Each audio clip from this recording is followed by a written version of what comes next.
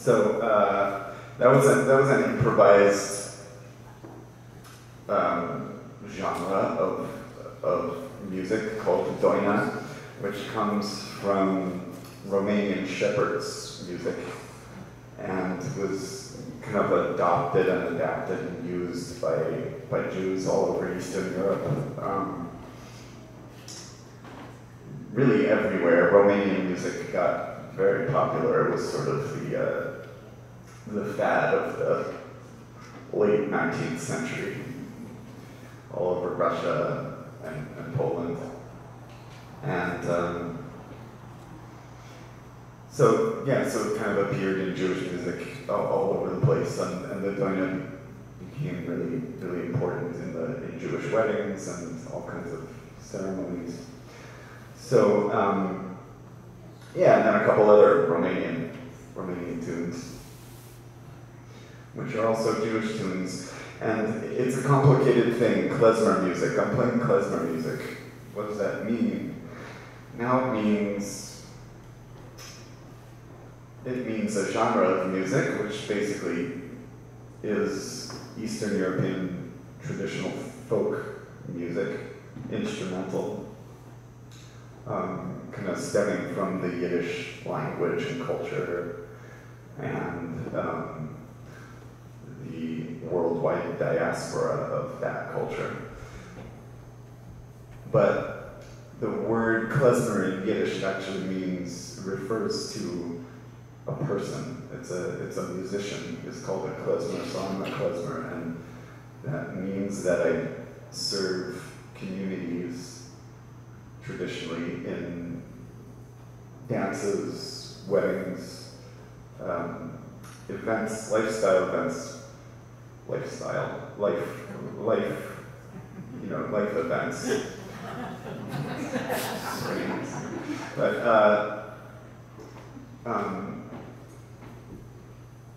festivals, parties, all this kind of thing. And so it basically is a profession of function. And the word klezmer comes from two Hebrew words, klei zemer, which translate to a vessel of song.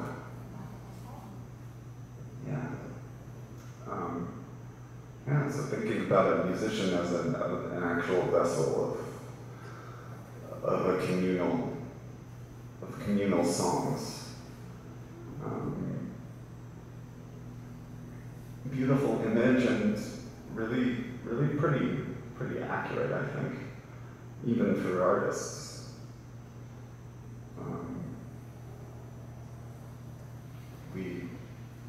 Someone who's an artist kind of exists in the context of their world and in the context of connections with people and bringing people together. So that's what it's for, I think.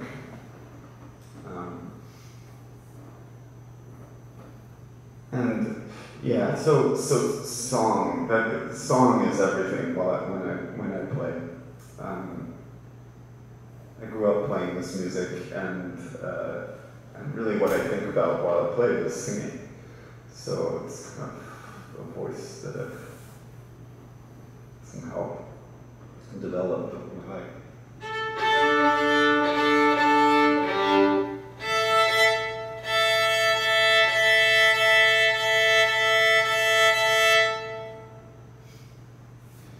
Here's some melodies. These are really our singing melodies called nigunim that are often used for spiritual purposes, for kind of elevating consciousness, and often sung in community, in circles, and but it can often also be dance tunes and instrumental tunes. So yeah, it's really a spoken language of phrases, if that helps you frame the listening somehow.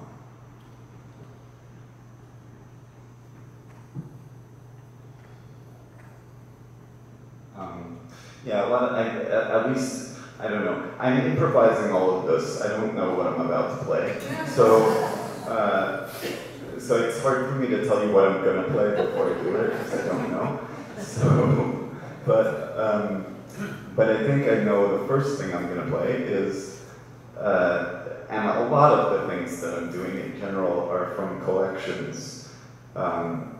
Many of the tunes I've learned in person, or I've written, or I've heard it one way or another, but a lot of them come from old collections of ethnomusicologists, two main ones, Moshe Bergovsky and Ansky, who did expeditions in Ukraine and mostly Ukraine, but also southern Poland and Russia, in Jewish towns and villages with musicians before the wars.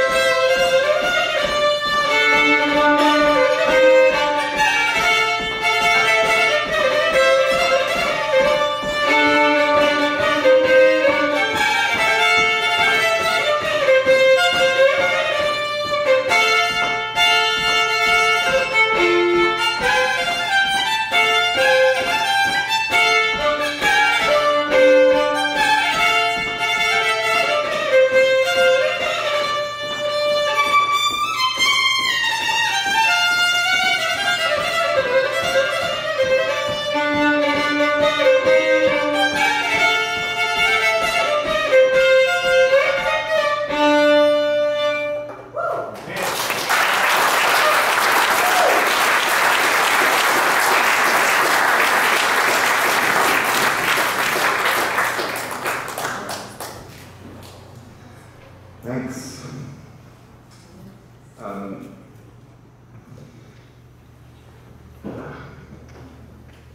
Yeah, it's been quite a year for everyone. We were just thinking, this is actually I'm on a cross-country tour of solo concerts, which is something I started doing last summer. Before that, I made my living and made my life touring a lot, mostly with groups, a lot in Europe, but also in the States, and I'm also playing weddings and all of different kinds of things in New York, but teaching, kind of doing all kinds of stuff, but the pandemic kind of flattened my entire life, as it did for most musicians, it's a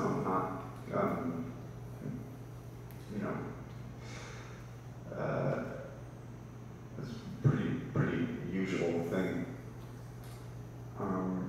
But so I kind of was thinking last summer, like I can't deal with this online stuff. Just felt really, it's not what I love about music. It's something I need. I feel like I need people coming together in a physical space to experience something in order for it to feel like it's doing something. So I started playing solo, and I was kind of inspired actually by Martin Hayes, who's a really amazing, wonderful, brilliant Irish fiddler. And there's a really amazing kind of concert that he does where he just sits and plays his fiddle for people and kind of talks about stuff. And I found it mesmerizing, and there's something kind of intimate about it. And so I've been traveling across the country, and I started in New York and made my way across the northern part of the States, playing all different kinds of situations, community gardens, yards, halls like this, indoors, outdoors, but only a few indoors, really. And like hearing all kinds of phrases like, wow, I can't believe this, we can hug each other again, but it's changing so quickly. Like, even when I started in the beginning of June, it feels I was playing in Philadelphia, inside, small place, and everybody was masked. Things just feel so different now, which is fabulous, but Carlin and I were just talking about, like, with this variant, or things, I don't know, we're really not out of this. That's important to remember, I think, and most of the world is not even remotely out of it. So it's a bit of a strange, a lot of my closest friends and community are in Europe, and things are still quite a mess there in terms of COVID.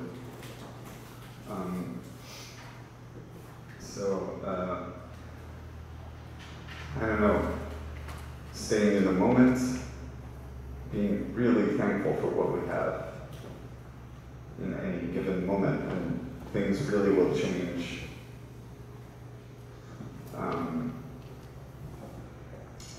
And it seems like we're looking forward into a future of a lot of uncertainty. And I guess I think a lot about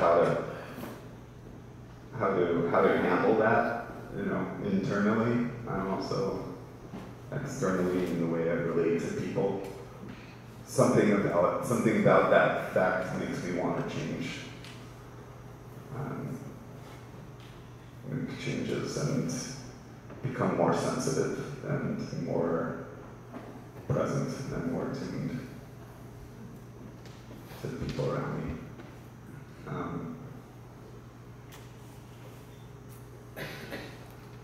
I'll sing a song. Sorry, hold on. This is one of my favorite Yiddish folk songs.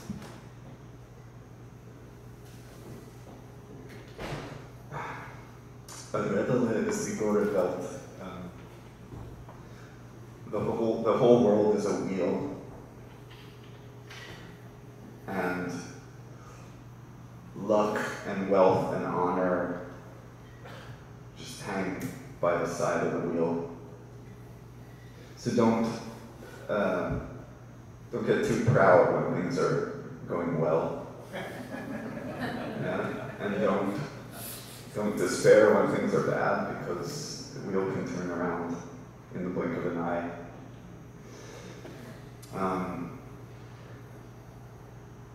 And the third verse is a kind of beautiful little metaphor. There's a seed that lies deep in the ground, and eventually it blooms into a beautiful flower, and everybody marvels at its beauty. And then the time comes when the flower wilts and it's cast out the door.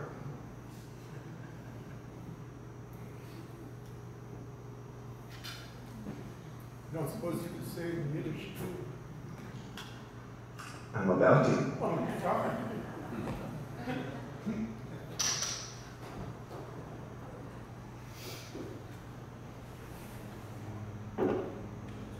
Yeah, the Yiddish language has a really amazing way of making,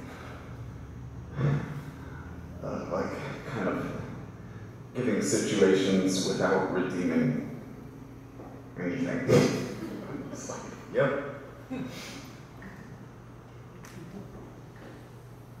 Sounds really morose in English somehow, but not so much in Yiddish.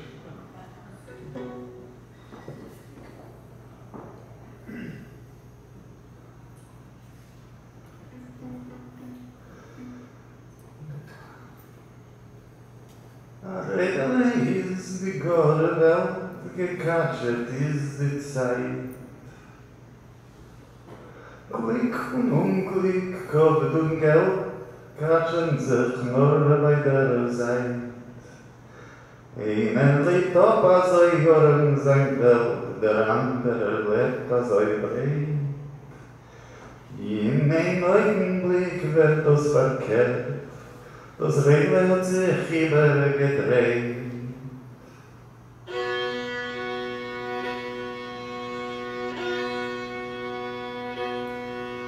Stolzieren mit Bruder mit die jede Zeit, aber die schlechte Laune mit der Rohr.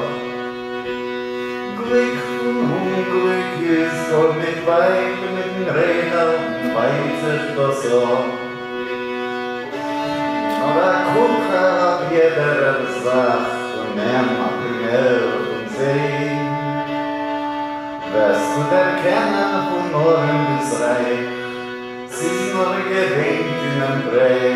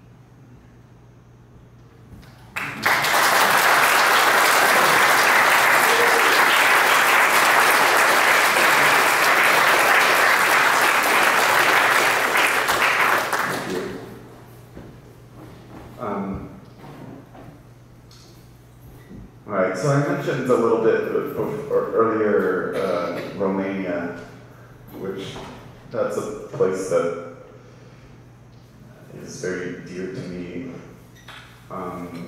because I've spent a lot of time there. But that has to do with